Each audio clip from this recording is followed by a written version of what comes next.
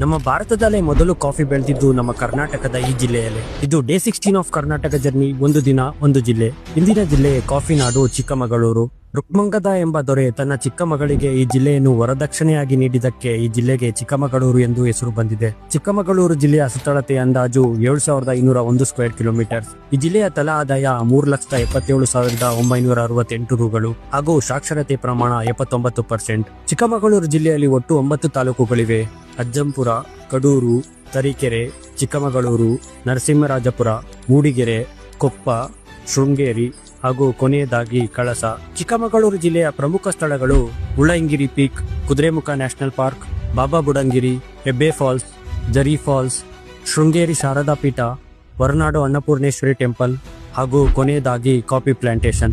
ಚಿಕ್ಕಮಗಳೂರು ಜಿಲ್ಲೆಯ ಇಂಟ್ರೆಸ್ಟಿಂಗ್ ವಿಷಯ ಏನಂದ್ರೆ 1670ರಲ್ಲಿ ಸೂಫಿ ಸಂತರಾದ ಬಾಬಾ ಬುಡನ್ ಯಮನ್ನಿಂದ 7 ಕಾಫಿ